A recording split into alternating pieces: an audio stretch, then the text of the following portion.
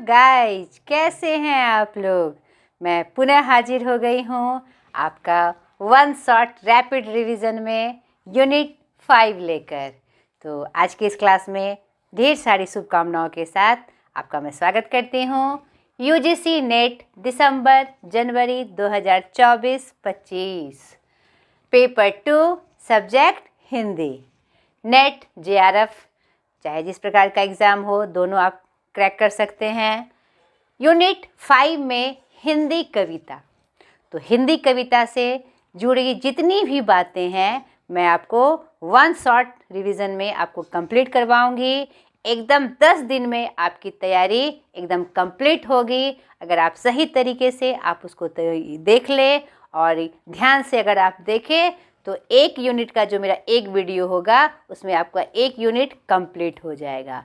तो आज 5वें यूनिट के साथ मैं आ गई हूँ। चलिए देखते हैं कि हिंदी कविता में वो कौन से इम्पोर्टेंट तथ्य हैं जो आपके कमिंग एग्ज़ाम में आने वाले हैं और वो सारी बातें कविता से जुड़ी जो आपके लिए बहुत इम्पोर्टेंट है।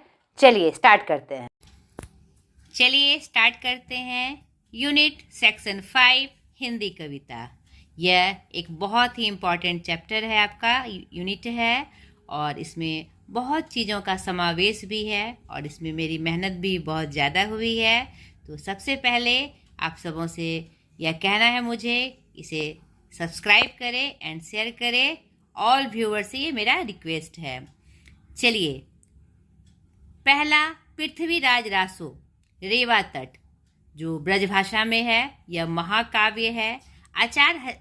आचार्य हजारी प्रसाद द्विवेदी ने पृथ्वीराज रासो, जिसकी रचना चंद्रबरदाई ने की थी, को अर्ध प्रमाणिक मानते हुए उसी अंश को प्रमाणिक माना है जिसका प्रारंभ सुख सुखी संवाद से हुआ है। उनका प्रमुख तर्क है कि आदि काल में प्रचलित संवाद शैली में ही पृथ्वीराज रासो की रचना हुई।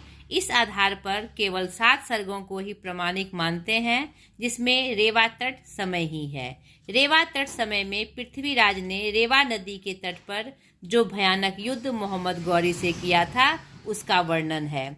चंद्रबरदाई पृथ्वीराज के बचपन के मित्र एवं उनके राजकवि थे।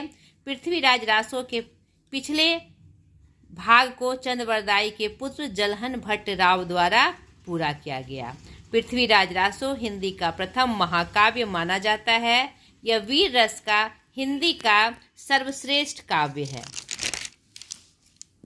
रेवा तट पृथ्वीराज रासो का 27वां सर्ग है। पृथ्वीराज चौहान एवं मोहम्मद गौरी में 4 दिन तक युद्ध चलता रहा।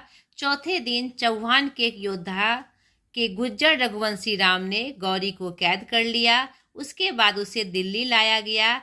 1 माह 3 दिन तक वह चौहान के कैद में रहा। चामंड राय चौहान का सेनापति है, जिसने रेवा तट पर शिकार खेलने के लिए चौहान को उत्साहित किया था। लाहौर के शासक चंदपुंडीर दाहिम ने पत्र लिखकर शहाबुद्दीन गौरी के आक्रमण की सूचना दी थी और इसी क्रम में वह गुस्से से पृथ्वीराज चौहान युद्ध के लिए चले गए थे और दोनों में युद्ध हुआ। रेवा किनारे जो नर्मदा नदी है, पहले रेवा के नाम से प्रसिद्ध थी और वहाँ पर यह युद्ध हुआ। अब दूसरी कविता आपके जो पाठ में संकलित है वह है अमीर खुसरो की पहेलियाँ और मुकरियाँ। ठीक है, 1253 1924-25 अमीर खुसरो जी का जन्म और मृत्यु का ये काल है। लोक साहित्य में सबसे पहले अमीर खुसरो ने ही पहेलियाँ बनाने का रिवाज शुरू किया। इन्हें अपने बेमिसाल अंदाज में प्रस्तुत भी किया।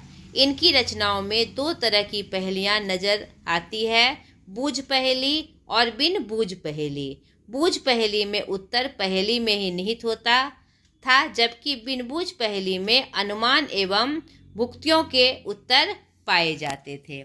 अमीर खुसरो खड़ी बोली के पहले कवि माने जाते हैं। 14वीं शताब्दी के लगभग दिल्ली के निकट रहने वाले एक प्रमुख कवि, शायर, गायक और संगीतकार थे। उनका परिवार कई पीढ़ियों से राज दरबार से संबंधित था। स्वयं अमीर खुसरो ने 8 सुल्तानों का शासन देखा। उनकी उनको उनको दिल्ली सल्तनत का आश्रय मिला हुआ था। अमीर खुसरो प्रथम मुस्लिम कवि थे जिन्होंने हिंदी, हिंदवी और फारसी में एक साथ लिखा। अमीर खुसरो को तोताए हिंद कहा जाता है। इनका जन्म पटियाली जिला एटा, कासगंज, उत्तर प्रदेश में हुआ था। ये प्रसिद्ध सूफी हजरत निजामुद्दीन औलिया के शिष्य थे। उक्ति वैचित्र इनकी रचना शैली की विशेषता थी।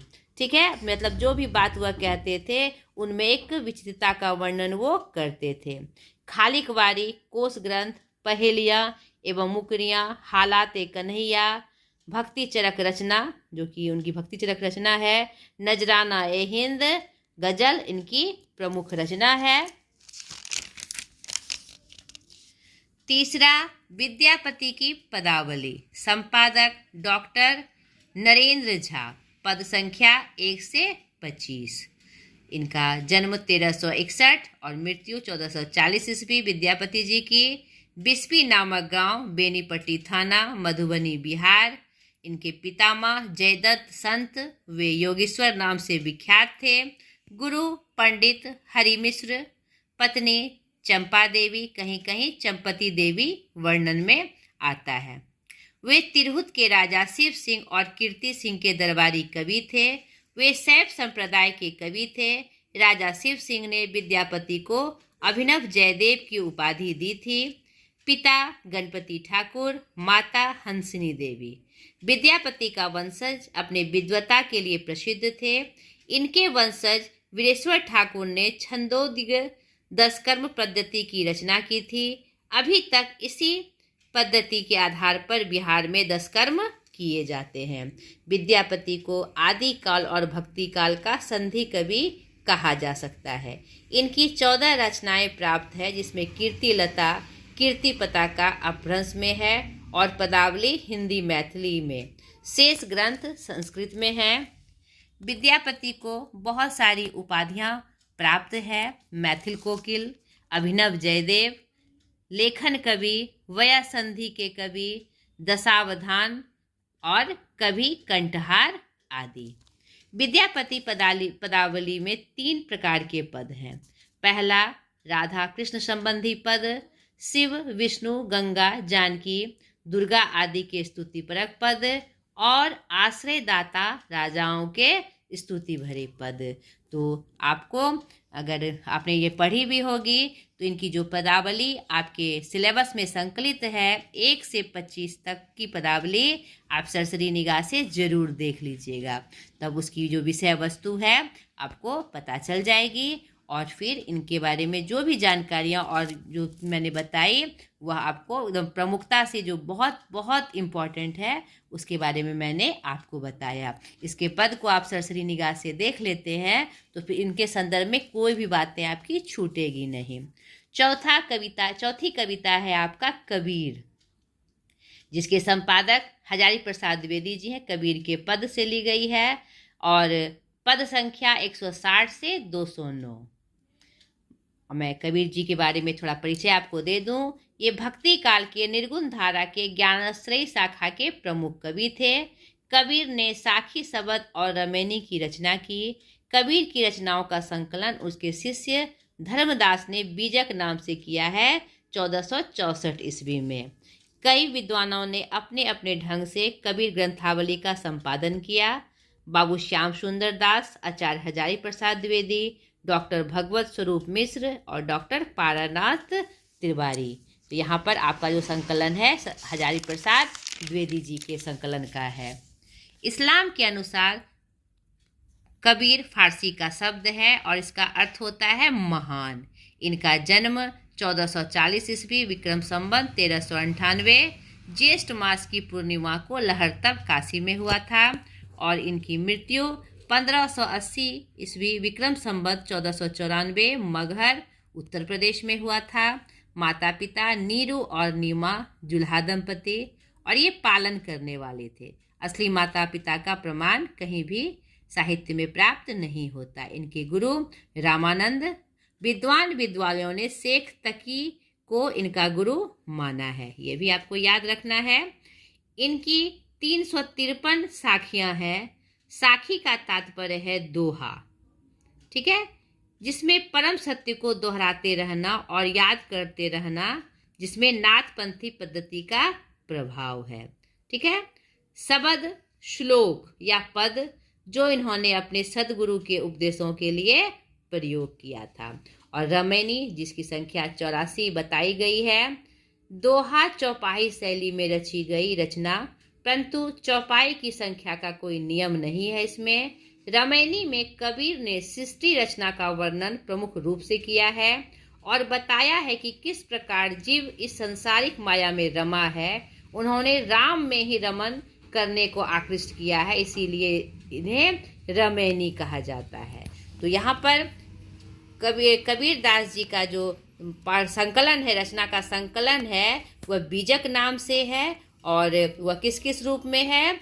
साखी, शब्द और रमैनी में। यह बात आपको अच्छे से याद रखनी है। और इनके बारे में जानकारी देख लीजिए जो आपके नेट जेआरएफ के एग्जाम में प्रमुखता से पूछे जाते हैं। इनकी रचनाएं कबीर ग्रंथावली में संग्रहित है, किंतु इनकी कुछ रचनाएं गुरु ग्रंथ साहिब में भी संकलित है।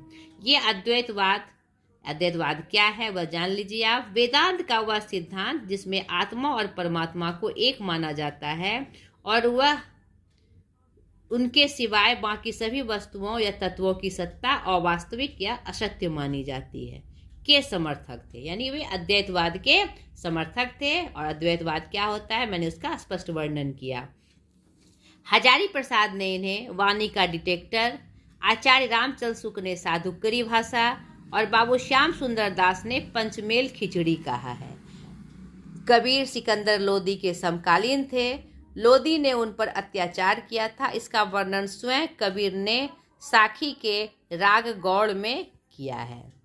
डॉक्टर नगेंद्र के अनुसार कबीर के कुल 63 रचनाओं को माना है उन्होंने, जिसमें प्रकाशित रचनाओं की संख्या 43 मानी गई है।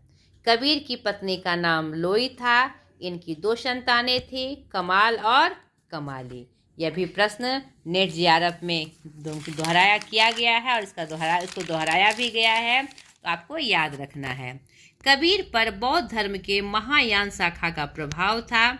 कबीर की भाषा ब्रज, पंजाबी, खड़ी बोली, अरबी और फारसी 5 भाषाओं के शब्दों से बनी हुई थी। बाबूराम सक्सेना ने कबीर को अवधी भाषा का प्रथम संत कवि कहा है।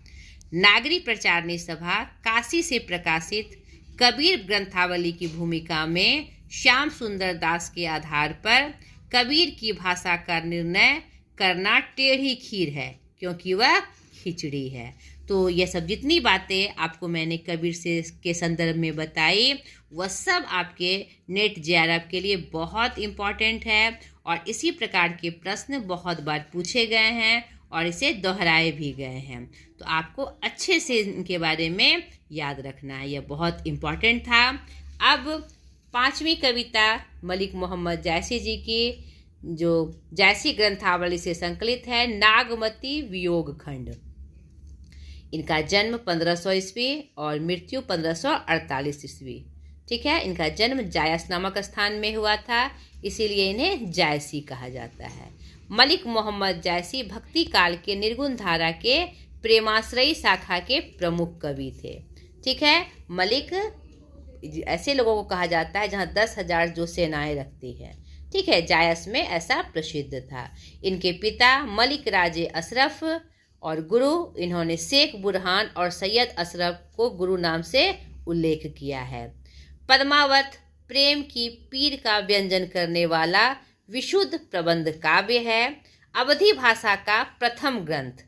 यह दोहा चौपाई में निबंध मनसेवी शैली में लिखा गया है और जो नागवती वियोग खंड है इसी का एक पार्ट है, ठीक है। तो आपको ध्यान से ये बातें याद रखनी है। हिंदी में सूफी काव्य परंपरा के सर्वश्रेष्ठ कवि मलिक मोहम्मद जायसी हैं। उनकी 21 रचनाओं का उल्लेख मिलता है, जिनमें 3 रचनाएं उपलब्ध है, अखरावट, आखिरी कलाम और पद्मावत, जो सर्वोच्च प्रसिद्ध हुआ, ठीक है। पद्मावत में चित्तौड़ के राजा रत्नसेन और सिंघल द्वीप की राजकुमारी पद्मावती के प्रेम कथा, विवाह और विवाहेतर जीवन का चित्रण किया गया है। अवधी भाषा में रचित पद्मावत में पूर्वार्ध कथा कायिक और उत्तरार्ध ऐतिहासिक है। कायिक क्या होता है? जो वर्णन के रूप में कथा रूप में चलती है। ठीक है। नागमती वियोग खंड 30वां खंड है। पद्मावत में कुल 57 खंड हैं और नागमती वियोग खंड कौन से नंबर पे आता है? 30वें नंबर पे आता है। इस बात को आपको याद रखना है। पद्मावत में श्रृंगार का वियोग पक्ष 3 चरित्रों के माध्यम से दिखाया गया है, रत्नसेन, पद्मावती एवं नागमती, जिसमें नागमती वियोग उत्कृष्ट है। इसमें हम जायसी जी ने जो नागमती का वियोग खंड दिखाया है उसको बिल्कुल अलग तरीके से दिखाया है। यहाँ पर जो हमारे गृहस्थ जीवन में, गृहस्थ आश्रम में जो पति पत्नी का रिश्ता होता है और दोनों की जो व्याकुलता होती है और रिश्तों को निभाने की जो प्रक्रिया हमारे समाज में चलती है, उसका बड़ा ही सुंदर और मार्मिक वर्णन इसमें किया गया है। आचार्य रामचंद्र शुक्ल ने हिंदी साहित्य में इसे एक अद्वितीय वस्तु कहा है। नागमती का वियोग नितांत लौकिक संदर्भ में है, पर प्रेम की आध्यात्मिकता में उसका एक बहुत विशिष्ट संदर्भ भी है। जायसी ने नागमती के वियोग वर्णन में नायिका की शारीरिक और मानसिक दशाओं का चित्रण किया है। नागमती के विरह वर्णन की एक बड़ी उपलब्धि 12 मासा भी माना जाता है। इसमें जायसी ने अलग अलग महीनों के अनुसार नागमती के वियोग का वर्णन किया है। यानी जैसा हर मौसम होता है, जो 12 महीने का जो रूप होता है और जिस तरह से प्रकृति उस रूप को दर्शाती है, और उस रूप में एक पत्नी की जो पीड़ा, एक विरहनी की जो पीड़ा है, उसका बड़ा ही मार्मिक और सुंदर वर्णन इन्होंने यहाँ पर किया है। नागमती के विरह वर्णन की सबसे महत्वपूर्ण विशेषता यह मानी गई है कि इसमें नागमती को रानी के रूप में नहीं, एक साधारण विरह के दग्ध नारी के रूप में वर्णित किया गया है। नागमती मध्यकाल की एक हिंदू नारी है, जिसमें जीवन की सारी सार्थकता उसके पति में केंद्रित है। इसका बड़ा ही सुंदर वर्णन इसमें प्राप्त होता है। चित्तौड़ के राजा रत्नसेन अपनी रानी यानी अपनी पत्नी नागमती को छोड़ सिंघल द्वीप की राजकुमारी पद्मावती से विवाह करने हेतु सिंघल द्वीप चले गए हैं। इसी क्रम में नागमती का वियोग का वर्णन किया गया है। आपने अगर इस पाठ को पढ़ा होगा, नागमती वियोग खंड का अगर आपने देखा होगा वर्णन, तो आपको उसकी सारी विषय वस्तु पता होगी। अगर नहीं भी देखा है तो एक बार सरसरी निगाह से नागमती वियोग खंड का पाठ जरूर देख लीजिएगा। उसकी सारी विषय वस्तु आपको पता चल जाएगी और उसमें जो प्रसंग हैं, जो बातें आई हैं, कौन से महीने में किसका वर्णन है, यह आपको स्पष्ट हो जाएगा। ठीक है। छठा है सूरदास के पद, और जिसमें भ्रमर गीत सार का वर्णन है इस आपके सिलेबस में, जो सूर सागर से संकलित है। पद संख्या 21 से 70 और इनके संपादक कौन है? रामचंद्र शुक्ल जी हैं। सूर के प्रसंग को 4 भागों में विभक्त किया गया है। सूरदास ने भ्रमर गीत में प्रकारांतर से ज्ञान योग पर प्रेम भक्ति को उत्तम दिखाया है। भ्रमर गीत का मूल उपजीव्य ग्रंथ श्रीमद् भागवत महापुराण है, जिसके 10वें स्कंद पूर्वार्ध के 47वें अध्याय में गोपियों ने अपने निकट उड़ते भ्रमरा को लक्ष्य कर उद्धव को श्री कृष्ण की धूर्तता का वर्णन उल्हाना स्वरूप चित्रण किया है। यहाँ पर उन्होंने उद्धव पर जो व्यंग्यवान छोड़े हैं कृष्ण को लक्ष्य करके, वह बहुत ही अनुपम है और बहुत ही एक विषय वस्तु का उन्होंने जो संदेश दिया, जो प्रेरणा दिया, वह अपने आप में बहुत ही अनुपम है। भ्रमर गीत भगवान कृष्ण के मथुरा जाने के बाद गोपियों की विरह वेदना को कम करने के लिए कृष्ण द्वारा उद्धव को गोपियों के पास भेजने की घटना पर आधारित है। इसमें सूरदास ने गोपियों और उद्धव के बीच के वार्तालाप को सांकेतिक रूप में दिखाया है। इसमें उद्धव जी गोपियों को ब्रह्म ज्ञान का संदेश देते हैं, मगर गोपियां प्रेम भक्ति का सार बताकर उन्हें निरुत्तर कर देती है। और यहाँ पर एक प्रसंग आता है कि श्री कृष्ण जी उनका घमंड तोड़ने के लिए उद्धव जी को, जो बहुत बड़े ज्ञानी थे, नहीं, उनमें जो अहंकार की भावना आ जाती है उनको अपने ज्ञान के लिए, तो उनका निवारण के लिए वह ऐसा मतलब कि ऐसा क्रम रचते हैं कि इनका यह अहंकार टूट जाए। क्योंकि उद्धव जी की जो महानता थी, जो विद्वता थी, अगर उनमें अहंकार का समावेश होता तो वह फिर इतिहास में सही रूप में वर्णित नहीं होता। नहीं, तो एक बहुत ही सुंदर संदेश इससे हमें प्राप्त होता है। भ्रमर गीत सार के संपादक आचार्य रामचंद्र शुक्ल हैं तथा उप संपादक विश्वनाथ प्रसाद मिश्र हैं। ये बात आपको याद रखनी है। इस पुस्तक में कुल 400 पद हैं। पुस्तक में वक्तव्य और आलोचना रामचंद्र शुक्ल और आमुख विश्वनाथ प्रसाद मिश्र ने लिखा है। मतलब जो इसका जो वक्तव्य है, जो आलोचनात्मक रूप है, वो रामचंद्र शुक्ल जी ने लिखा है और उनकी जो व्याख्या की गई है वह विश्वनाथ प्रसाद जी ने की है। ठीक है। अब आपका दूसरी कविता इस आपके जो सिलेबस में संकलित है वह सूरदास का परिचय हम आपको दे दे। जो ऐसी का जो भ्रमर गीत के जो कवि हैं उनका सूरदास का एक परिचय हम आपको दे दे। वात्सल एवं श्रृंगार के कवि सूरदास जी वात्सल एवं श्रृंगार के श्रेष्ठ कवि माने जाते हैं। भक्ति काल के सगुन धारा के कृष्णाश्रयी शाखा के प्रमुख कवि। इनका जन्म सन 1478 ब्राह्मण परिवार में हुआ था। जन्म स्थान एक मान्यता मथुरा के आगरा निकट रुग्नकता नामक क्षेत्र में, दूसरी मान्यता दिल्ली के पास सिही नामक ग्राम में। पिता पंडित रामदास, माता जमुना दास, गुरु महाप्रभु वल्लभाचार्य जी, जिन्होंने पुष्टि मार्ग में इन्हें दीक्षित किया और कृष्ण लीला के पद गाने का आदेश दिया। इनके बचपन का नाम मदन मोहन था। कुछ विद्वानों एवं इतिहासकारों के अनुसार इनके 3 ग्रंथ बहुत प्रमुखता से प्राप्त हैं, सूरसागर, साहित्य लहरी और सुरसावली। तो ये सूरदास जी का एक परिचय भी हमने आपको दे दिया। इससे भी प्रश्न पूछे जाते हैं। सूरदास के प्रमुख नाम एवं कहने वाले इतिहासकार एवं साहित्यकार, इस संदर्भ में भी बहुत बार प्रश्न पूछे गए हैं, तो इसके बारे में मैं आपको बता दूं।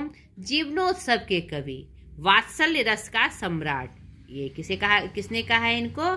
आचार्य रामचंद्र शुक्ल जी ने। हिंदी साहित्य के आकाश का सूर्य, भिखारी दास जी ने कहा है इन्हें। पुष्टि मार्ग का जहाज, विठलनाथ जी ने। भक्ति का समुद्र, वल्लभाचार्य जो उनके गुरु थे, और नाभादास जी ने। खंजन नयन, अमृतलाल नागर जी ने। तो ये सूरदास जी का पूरा परिचय हमने आपको दिया। अब आपकी नेक्स्ट कविता तुलसीदास जी के रामचरितमानस के उत्तरखंड से ली गई है। तो इसका परिचय मैं आपको दे दूं। अवधि में लिखा गया सर्वश्रेष्ठ महाकाव्य। ठीक है, रामचरितमानस को अवधि का सर्वश्रेष्ठ महाकाव्य का गौरव प्राप्त है। तुलसीदास ने इसके लेखन का प्रारंभ संवत 1631 1574 ईस्वी जो सन में है में किया। इसके लेखन का कार्य 2 वर्ष 7 महीने तथा 26 दिन में पूरा हुआ। उत्तरकांड गोस्वामी तुलसीदास के महाकाव्य रामचरितमानस के 7 कांडों में अंतिम है। क्रम से बालकांड, अयोध्याकांड, अरण्यकांड, किष्किंधाकांड, सुंदरकांड, लंकाकांड और अंत में 7वां उत्तरकांड। यह कांड जो कांड है इनका क्रम इनके आगे के बहुत सारी रचनाओं में भी प्राप्त होता है। यह 7वां कांड है। श्री राम लंका विजय के उपरांत सीता, लक्ष्मण एवं अन्य वानरों संग अयोध्या लौट रहे हैं। यहीं से उत्तरकांड का प्रारंभ होता है। प्रारंभ में इसके भरत के भ्रात प्रेम का चित्रण है। तत्पश्चात राम राज्य की आदर्श शासन व्यवस्था का वर्णन है। इसके बाद संत असंत के लक्षण निरूपित किए गए हैं। इसके बाद ज्ञान भक्ति का प्रसंग है। तुलसीदास ज्ञान मार्ग के कठिनता एवं भक्ति मार्ग की सरलता का प्रतिपादन एक साथ करते हैं। अंत में राम कथा के महत्व का वर्णन है। तो ये उत्तरकांड का मैंने शॉर्ट में आपको परिचय बताया। तुलसीदास जी का परिचय देख लीजिए। भक्ति काल के सगुन धारा के रामाश्रयी शाखा के प्रमुख कवि। इनका जन्म 1532 विक्रम संवत 1589 उत्तर प्रदेश के बांदा जिले के राजापुर गांव में। कुछ विद्वान इनका जन्म स्थान सिरो जिला एटा भी मानते हैं और मृत्यु सन 1623 विक्रम संवत 1680 राम राम कहते काशी उत्तर प्रदेश के 80 घाट में। पिता पंडित आत्माराम दुबे, माता तुलसी देवी। इनका पालन पोषण प्रसिद्ध संत बाबा नरहरि दास के संरक्षण में हुआ। पत्नी रत्नावली पंडित दीनबंधु की सुंदर कन्या से, गुरु काशी के विद्वान से सनातन से इन्होंने वेद वेदांग का ज्ञान प्राप्त किया। इनकी प्रमुख रचनाएं रामचरितमानस जो कि अवधि में है, विनय पत्रिका, कवितावली ब्रजभाषा में, जानकी मंगल, पार्वती मंगल, बरवे रामायण, वैराग संदीपनी, कृष्ण गीतावली आदि इनकी अन्य रचनाएं हैं। ठीक है।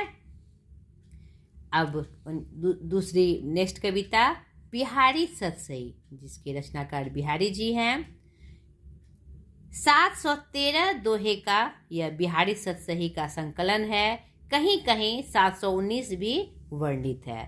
यह जो बिहारी सतसई है इनका संपादन जगन्नाथ दास रत्नाकर ने किया है। पाठ में दोहा 1 से 50 तक का सिलेबस हमारे नेट जेआरएफ में दिया हुआ है। बिहारी रीति काल के रीतिसिद्ध धारा के श्रृंगार के कवि हैं। जन्म 1603 ईस्वी ग्वालियर में मध्य प्रदेश में। मृत्यु 1613 वृंदावन उत्तर प्रदेश में। पिता केशव राय, वे माथुर चौबे जाति से संबंध रखते थे। इनका बचपन बुंदेलखंड और युवावस्था ससुराल मथुरा में बीता। बिहारी जयपुर नरेश मिर्जा राजा जय सिंह के दरबारी कवि थे। गुरु नरहरि दास। बिहारी सतसई मुक्तव काव्य है। इसमें ब्रजभाषा का प्रयोग हुआ है। सतसई को 3 मुख्य भागों में विभक्त किया जा सकता है: नीति विषयक, भक्ति और अध्यात्म भाव परक तथा श्रृंगार परक। इनमें श्रृंगार परक भाग अधिक है। सतसई में प्रमुख रूप से दोहा छंद का प्रयोग होता है। इसके साथ साथ सोरठा एवं बरवे का भी प्रयोग किया जाता है। बिहारी जी ने अपने सतसई में दोहा एवं सोरठा का अधिकतम प्रयोग किया है। इसके श्रृंगात्मक भाग में रूपांग सौंदर्य, सौंदर्योपकरण, नायक नायिका भेद तथा हाव भाव विलास का कथन किया गया है। सतसई के देखने से स्पष्ट होता है कि बिहारी के लिए काव्य में रस और अलंकार, चातुर्य, चमत्कार तथा कथन कौशल सम्मिलित है। बिहारी जी ने श्रृंगार के दोनों पक्षों, संयोग और वियोग, श्रृंगार के 2 पक्ष हैं, दोनों पक्षों का वर्णन किया है। स्वर्गीय राधा कृष्ण जी के अनुसार यदि सूर सूर हैं, तुलसी शशि हैं और उडगन के जो केशवदास हैं, उडगन केशवदास हैं, तो बिहारी उस पीयूष वर्षी मेघ के समान है जिसके उदय होते ही सबका प्रकाश छिन्न हो जाता है। ठीक है। पीयूष वर्षी मतलब अमृत वर्षी। इनकी सतसई के बारे में यह बात विशेष रूप में कही गई है: सतसैया के दोहरे जो नावक के तीर, देखन में छोटन लगे घाव करे गंभीर। और वास्तव में छोटे छोटे मतलब कि दोहे में या जो बिहारी सतसई उनका संकलन है, लिखा गया जो ग्रंथ है, वह मतलब छोटे छोटे पंक्तियों में बहुत सारे अर्थ को समेटे हुए हैं और ये वास्तव में देखन में छोटन लगे और जो इसके भाव हैं वो क्या होते हैं, बहुत गंभीर हैं। आपकी अगली कविता घनानंद कवित से है। कवित 1 से 50 तक। संपादक विश्वनाथ प्रसाद मिश्र जी। रीति काल के रीतिमुक्त धारा के प्रमुख कवि घनानंद जी हैं। रीतिमुक्त धारा के अंतर्गत 4 प्रमुख कवि हैं: घनानंद, बोधा, आलम और ठाकुर। घनानंद का जन्म सन 1989 ईस्वी विक्रम संवत 1748, मृत्यु सन 1739 ईस्वी विक्रम संवत 1796 में नादिर शाह के सैनिकों द्वारा कत्ले आम में। वे दिल्ली के बादशाह मोहम्मद शाह रंगीले के मीर मुंशी थे। ब्रजभाषा के कवि इनके सवैया एवं घनाक्षरी अत्यंत प्रसिद्ध हुए। माना जाता है कि वे वृंदावन में रहते हुए निम्राक संप्रदाय में दीक्षित हुए। इनकी प्रमुख रचनाएं सुजान सागर, सुजान बेली, सुजान हित, विरह लीला, वियोग बेली, प्रीति पावश, प्रेम पहेली आदि है। इन्हें सुजान नामक नर्तकी से बहुत प्रेम था, बहुत अथाह प्रेम था और उन्हीं की जुदाई में, वियोग में उन्होंने बहुत सारी रचनाएं की है और अपनी रचनाओं का नाम उनके नाम पर दिया है। तो यही ये सुजान सागर, सुजान बेली इसी से संदर्भित है। ठीक है। आचार्य रामचंद्र शुक्ल के अनुसार प्रेम मार्ग का ऐसा प्रवीण और धीर पथिक तथा जवादानी का दावा रखने वाला ब्रज भाषा का दूसरा कवि नहीं हुआ। तो ये उक्ति आप याद रखिएगा। ये किसके संदर्भ में कही गई है? घनानंद जी के बारे में। किनके द्वारा? आचार्य रामचंद्र शुक्ल के द्वारा।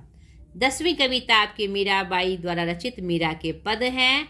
आरंभ के 20 पद आपके सिलेबस में संकलित हैं, जिनके संपादक विश्वनाथ त्रिपाठी जी हैं। मीराबाई भक्ति काल सगुन धारा के कृष्णाश्रयी शाखा की संप्रदाय निरपेक्ष कृष्ण काव्य संप्रदाय की प्रमुख कवित्री हैं। ये संप्रदाय निरपेक्ष कृष्ण काव्य क्या है? कृष्ण धारा शाखा में, कृष्णाश्रयी शाखा में बहुत सारे संप्रदाय हुए। तो ये मीरा जी जो थी वह संप्रदाय निरपेक्ष कृष्ण काव्य संप्रदाय की थी। इनका जन्म 1498 ईस्वी मेड़ता के समीप चौकड़ी गांव में राणावंशी परिवार में हुआ। पिता रत्न सिंह, पति भोजराज। शादी 1516 ईस्वी। चित्तौड़ के राणा सांगा के पुत्र थे ये भोजराज। राणा सांगा के उत्तराधिकारी विक्रम सिंह ने मीरा को बहुत यातनाएं दी। बाद में वे चचेरे भाई जयमाल के पास में मेड़ता आ गई, किंतु वहाँ युद्ध के कारण वहाँ टिक नहीं पाई और पुष्कर चली गई। बाद में द्वारका आकर संपूर्ण जीवन कृष्ण भक्ति में बिताया। मृत्यु 1546 के आसपास द्वारका में। निश्चय ही वे संत और भक्त थी, मगर स्त्री होने के कारण स्त्री की लाचारी और विवशता की छवियां हमें उनकी कविता में दिखती है। मीरा मध्यकाल की थी, एक सामंतवादी व्यवस्था में पली बढ़ी थी। मीरा की कविता इस पुरुषसत्तात्मक व्यवस्था को चुनौती देती है। अगली कविता अयोध्या सिंह उपाध्याय हरिऔध जी की प्रिय प्रवास। प्रिय प्रवास 1914 प्रकाशन वर्ष। खड़ी बोली का प्रथम महाकाव्य। इसमें 17 सर्ग हैं। इसमें श्रृंगार और करुण रस की प्रधानता है। इसका रचना काल 15 अक्टूबर सन 1909 ईस्वी को शुरू हुआ और 24 फरवरी सन 1913 ईस्वी को समाप्त हुआ। ये बात आपको एकदम याद रखनी है। हरिऔध के कथनानुसार मैंने श्री कृष्ण को इस ग्रंथ में एक महापुरुष की भांति अंकित किया है, ब्रह्म मानकर नहीं। विश्वंभर मानव के अनुसार प्रिय प्रवास भारतीय नवजागरण का महाकाव्य ही नहीं, यह जीवन के श्रेष्ठतम मानव मूल्यों का कीर्ति स्तंभ भी है। यह उक्ति आप याद रखिएगा। यह युक्ति यह प्रश्न में बहुत बार दोहराई गई है। इसकी कथा वस्तु का मूल आधार श्री कृष्ण भगवद गीता का 10वां स्कंद है, जिसमें कृष्ण के जन्म से लेकर उनके यौवन, ब्रज से मथुरा प्रवास और वापस ब्रज लौटाना वर्णित है। अब अगली कविता अयोध्या सिंह उपाध्याय हरिऔध जी का एक परिचय मैं आपको दे दूं। द्विवेदी युग के प्रथम कवि एवं गद्यकार। जन्म 15 अप्रैल 1865 ईस्वी। उत्तर प्रदेश आजमगढ़ जिला निजामाबाद। मृत्यु 16 मार्च 1947 आजमगढ़ उत्तर प्रदेश। पिता पंडित भोलानाथ उपाध्याय, माता रुक्मिणी देवी। रचनाएं प्रिय प्रवास, वैदेही वनवास, काव्योपवन, रसकलश, चौखे चौपदे, परिजात, कल्पलता आदि। अब अगली कविता मैथिली शरण गुप्त जी की है, भारत भारती और साकेत। 9वां सर्ग। भारत भारती 1912 में प्रकाशित में अतीत, वर्तमान एवं भविष्य 3 खंड हैं, जिनमें अतीत में गुप्त जी ने विस्तार से भारत के अतीत का वर्णन कर देशवासियों को स्वर्णिम इतिहास का परिचय कराया है। यानी भारत भारती हमारे भारत के जो गौरव रूप है उसका वर्णन इसमें प्राप्त होता है। भारत भारती में कवि मूलतः सुधारवादी भावनाओं को रोमांटिक रूप से अतीतानुरागी रूप में दिखाई पड़ता है। यानी भारत का जो रूप था, जो स्वर्णिम इतिहास था, जो इनका अतीत था, जो वर्तमान है और जो भविष्य का रूप होगा, उनको एक रोमांटिक रूप में, बहुत ही सुंदर रूप में इन्होंने वर्णन किया है कि इसकी सत्ता ऐसे ही मतलब टिकी रहे, बनी रहे। ठीक है। साकेत, नवम सर्ग, प्रकाशन वर्ष 1931। यह रचना उर्मिला की अनकही कथा का वर्णन है। साकेत के नवम सर्ग के आरंभ में राजा जनक की प्रशंसा है। राजा जनक राजा होते हुए भी विरागी थे। और क्या कहते हैं, यह जो साकेत है इसमें उर्मिला का वर्णन, जिसे बहुत हर कवि ने लगभग स्थान नहीं दिया अपनी रचनाओं में, और वो जो उपेक्षित उनका जो रूप था, तो उनका वर्णन मैथिली शरण गुप्त जी ने कर इतिहास में, यानी साहित्य के इतिहास में एक अहम भूमिका निभाई है।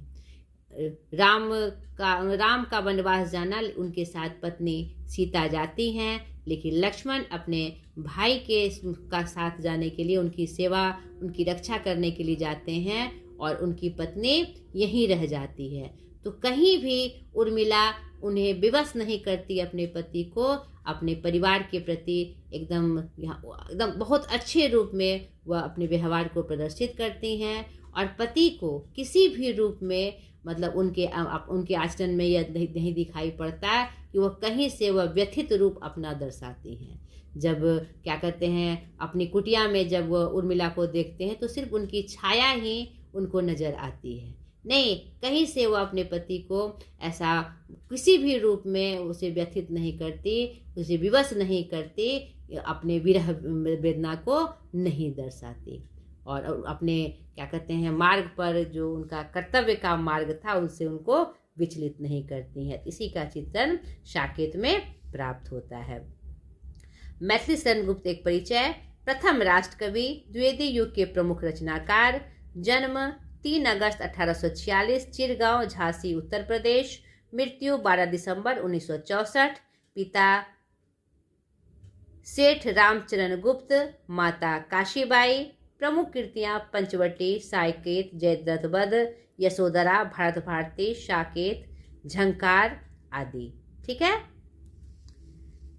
जयशंकर प्रसाद, आगे की कविता जयशंकर प्रसाद जी की है, आंसू और कामायनी।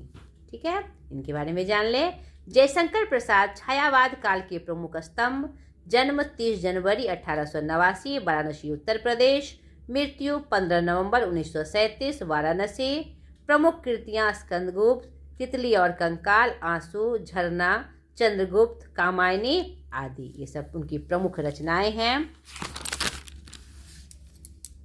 आंसू एक गीति काव्य है। इसका प्रथम संस्करण चिरगांव में 1925 में प्रकाशित हुआ, जो मैथिली शरण गुप्त जी ने मैथिली शरण गुप्त जी ने, जयशंकर प्रसाद जी ने करवाया, और इनका जिसमें 126 छंद थे।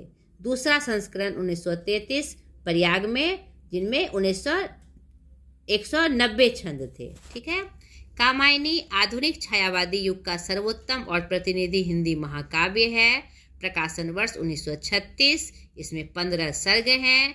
चिंता से प्रारंभ होकर आनंद पर खत्म है। तो 15 सर्ग आप एक बार देख लीजिएगा और उसे याद कर लीजिएगा। इससे निश्चित रूप से प्रश्न पूछे जाते हैं। कामायनी में मनु, श्रद्धा और इरा की कथा है। इसमें मनु मन के, श्रद्धा हृदय की। कामायनी जो श्रद्धा है वह कामायनी के नाम से इस पाठ में जानी जाती हैं। उसी के नाम से यह कामायनी ग्रंथ का शीर्षक भी है। इड़ा बुद्धि की प्रतीक है। ठीक है। अगली कविता सूर्यकांत त्रिपाठी निराला जी की है, जूही की कली।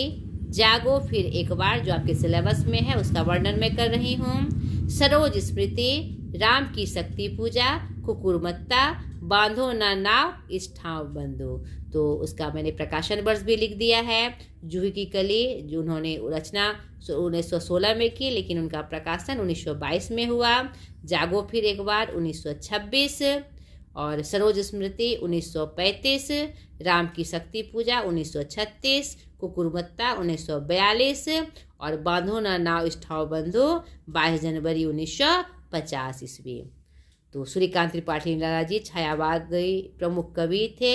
यह मूलतः गढ़ा कोला जिला उन्नाव उत्तर प्रदेश के निवासी थे, लेकिन इनका जन्म 21 फरवरी 1896 ईस्वी महिसादल रियासत मेदिनीपुर पश्चिम बंगाल में हुआ। उस समय यह भारत का अंग था।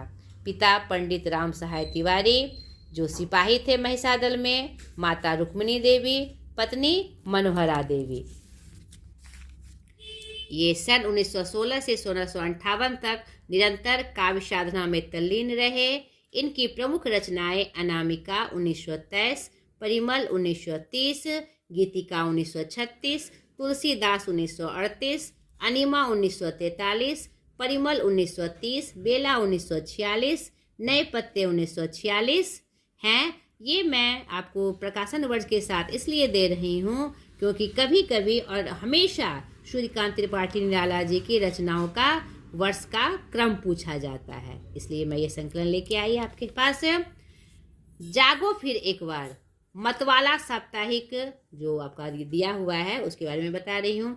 जूही की कली में क्या कहते हैं प्रयोग, यहाँ पर जूही की कली जो पहली कविता आपके सिलेबस में है, वह उन्होंने एक प्रयोगवादी कविता के रूप में से लिखा था।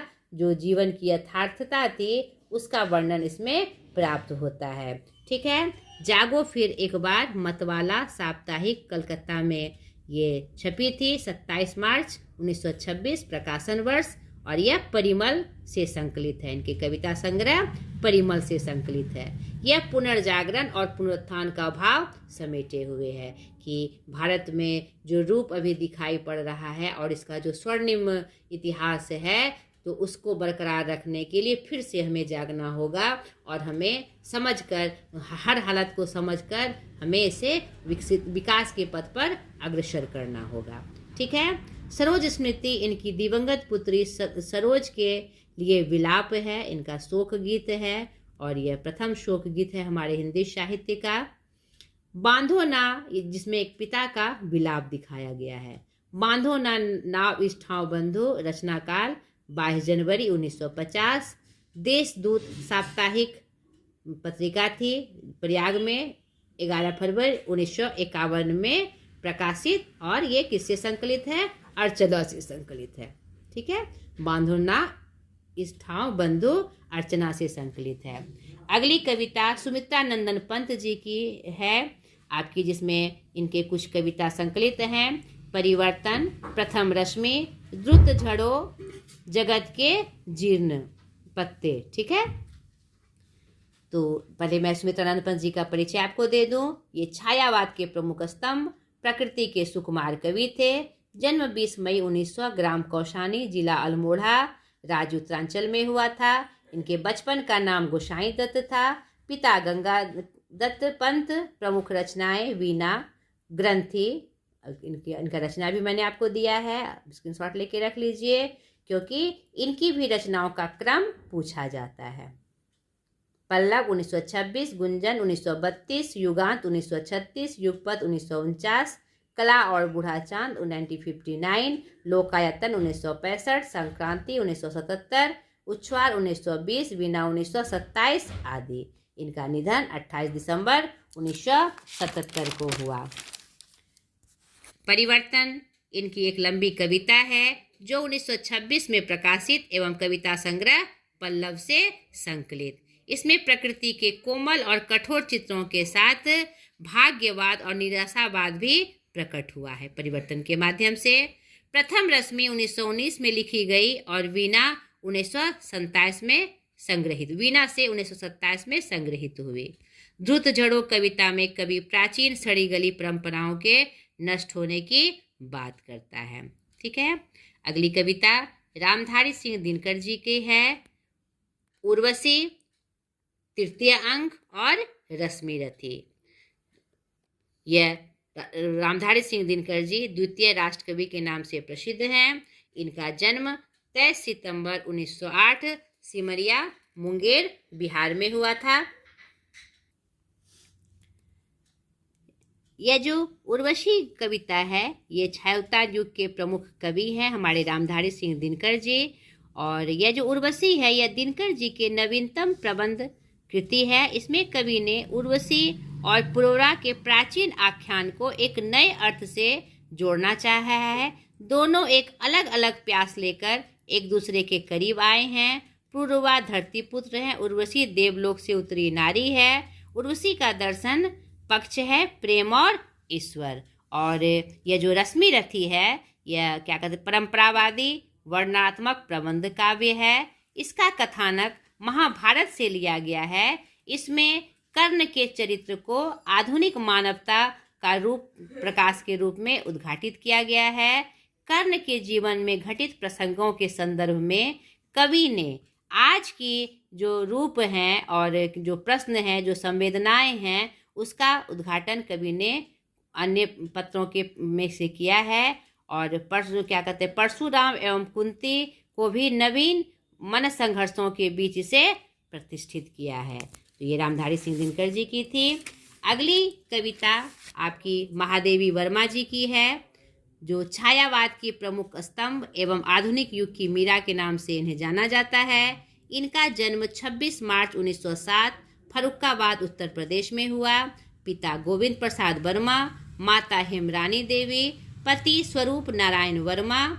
इनकी रचनाएं निहार जो इनका पहला कविता संग्रह है 1930, रश्मि 1932, निर्जा 1935, शांत गीत 1936, यामा जिनके लिए इन्हें ज्ञानपीठ पुरस्कार से सम्मानित किया गया, अतीत के चलचित्र, पद के साथी इत्यादि।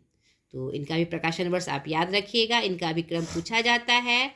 आपके सिलेबस में जो कविता है इनकी बीन भी हूँ मैं तुम्हारी रागनी भी हूँ, यह काव्य संग्रह निर्जा से संकलित है 1935 प्रकाशन वर्ष। मैं नीर भरी दुख की बदली यामा कविता से संग्रह से ली गई है। फिर विकल है प्राण मेरे शांत गीत कविता संग्रह से, जिसका प्रकाशन वर्ष 1936 है। यह मंदिर का दीप उसे नीरव जलने दो, इस कविता में साधक को अपनी साधना करने की बात कही गई है। ठीक है। अगली कविता नागार्जुन जी की है। जन्म 1911, तारनी दरभंगा बिहार, भाषा हिंदी, मैथिली, संस्कृत, बंगाली। असली नाम इनका बैद्यनाथ मिश्र था। हिंदी साहित्य में नागार्जुन नाम से और मैथिली में यात्री नाम से रचनाएं की। वे प्रगतिशील विचारधारा के साहित्यकार थे। नागार्जुन को आधुनिक कबीर भी कहा जाता है। आपके पाठ सिलेबस में जो कविता आई है वो आई है कालिदास। यह कविता कवि मन के अनुभव को साझा करती है। ठीक है। कालिदास ने जितनी भी रचनाएं की उनके मन के जो अनुभव थे, उन्होंने अपने जीवन से जो अनुभव प्राप्त किए उसी को अपनी रचनाओं में उकेरा। यानी कालिदास की जितनी भी रचनाएं हैं उनसे तुलना करते हुए इन्होंने यह दर्शाया कि कोई भी जो कविता होती है कवि मन के अनुभव से ही उद्घोषित होती है। ठीक है। बादल को घिरते देखा यह कविता संग्रह युगधारा से संकलित है। और उन्होंने यात्रा के क्रम में यह मानसरोवर के यात्रा से संबंधित वहाँ पर जो उन्होंने बादल को घिरते रूप का प्रकृति का जो सुंदर वर्णन है, इसका वर्णन उन्होंने इसमें किया है। अकाल और उसके बाद 1952 में रचित 8 पंक्ति की यह कविता अकाल एवं उसके बाद की स्थिति को व्यक्त करती है। खुरदुरे पैर कुली और मजदूर का कारुणिक रूप प्राप्त होता है। शासन की बंदूक इसमें कवि व्यवस्था को चुनौती देता है। जनता के प्रतिरोध के सामने बंदूक की ताकत शून्य हो जाती है। ठीक है। मनुष्य हूँ इस कविता में मनुष्यता की कसौटी को स्वीकार किया गया है। ये छोटी छोटी कविता है, आप इसको जरूर देख लीजिएगा और ताकि उसकी विषय वस्तु की जानकारी आपको अच्छे से प्राप्त हो जाए। अगली कविता अज्ञे जी की है। इनका मूल नाम सच्चिदानंद हीरानंद वात्स्यायन अज्ञे था। आधुनिक युग के प्रयोगवाद के जनक एवं प्रमुख कवि। इनका जन्म 7 मार्च 1911 कुशीनगर देवरिया उत्तर प्रदेश में हुआ था। आपके सिलेबस में जो आई है कविता वह है कलगी बाजरे की, प्रकाशन वर्ष 1949, जो हरी घास में क्षण भर काव्य संग्रह से ली गई है, जिसमें नई उपमानों के प्रति आग्रह है। यानी इन्होंने अपने प्रेमिका की जो तुलना है बड़े बड़े जो पहले ज़माने में जो होते थे चांद सूर्य, बड़े बड़े कल्पनाओं वाले कल्पना से होते थे, वो ऐसा ना कहकर उन्होंने कलगी बाजरे की से उनकी तुलना की है। और इसमें सुंदर जो यथार्थ उपमान है उसका प्रयोग उन्होंने इसमें किया है। यह दीप अकेला बाबरा अहेरी कविता संग्रह से 1952 में प्रकाशित। हरी घास पर छनवर 1949 में प्रकाशित। असाध्य बिना लंबी कविता प्रकाशन वर्ष 1961। काव्य संग्रह आंगन के पार द्वार से संकलित। यह जापानी पुरा कथा पर आधारित है कि किसी भी मतलब की बात को मनाना या करना जब तक हम साधना नहीं करते वह नहीं होती है, इसी का इसमें परिकल्पना किया गया है। कितनी नावों में कितनी बार ज्ञानपीठ पुरस्कार 1978 इसी कविता संग्रह यानी ये जो संग्रह है इसी नाम से है, कितनी नावों में कितनी बार, प्रकाशन वर्ष 1967। ठीक है।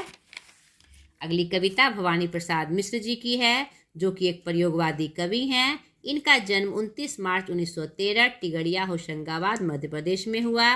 प्रथम काव्य संग्रह गीत फरोश, जो कि आपके इसमें सिलेबस में संकलित है, जो 1956 में प्रकाशित हुआ। गीत फरोश यह कविता कवि कर्म के प्रति जो क्या कहते हैं समाज और स्वयं कवि के बदलते दृष्टिकोण को उजागर करती है। यह कविता व्यंग्यात्मक शैली में जो समाज का रूप है, पहले ये पैसे की कीमत को नहीं जानते थे, लेकिन अपने बहन की शादी में आर्थिक संकट को झेलते हुए इन्होंने कविता के बदले पैसे लिए, तो इनके मन को बहुत दुख हुआ, बहुत कष्ट हुआ। तो ये इसी का वर्णन व्यंग्यात्मक रूप से ये करते हैं कि जो गीत है वह एक उनके लिए क्या है, साधना है। नहीं, उनकी कविताएं उनके लिए साधना है, उसके बदले आर्थिक जो हम करते हैं, विनिमय करते हैं, वह सही नहीं है। उसी का वर्णन इसमें प्राप्त होता है। सतपुड़ा के जंगल, यह कविता सतपुड़ा के जंगल का जीवंत वर्णन है। मध्य भारत का यह जंगल अपनी जैविक संपदा के लिए बहुत प्रसिद्ध है। अगली कविता गजानन माधव मुक्ति बोध जी की, जो प्रयोगवाद के प्रमुख कवि हैं। जन्म 13 नवंबर 1917, श्योपुर ग्वालियर मध्य प्रदेश। आपके सिलेबस में जो उनकी कविता है भूल गलती। यह कविता संग्रह चांद का मुंह टेढ़ा, प्रकाशन वर्ष 1964। ब्रह्म राक्षस, यह भी चांद का टुकड़ा से संकलित है। अंधेरे में, यह भी चांद का मुंह टेढ़ा से संकलित है। लंबी कविता 8 खंडों में बटी, स्वतंत्रता से पहले और बाद का चित्रण दर्शाती है।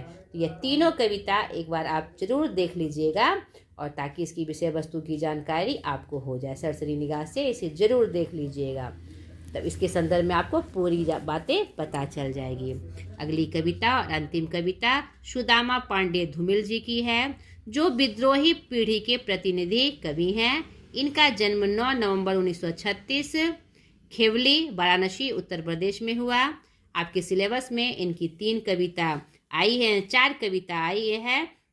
नक्सलवाड़ी, यह उनके पहले काव्य संग्रह संसद से सड़क तक से ली गई है। सबसे पहले बनारस से निकलने वाली पत्रिका आमुख में यह छपी थी।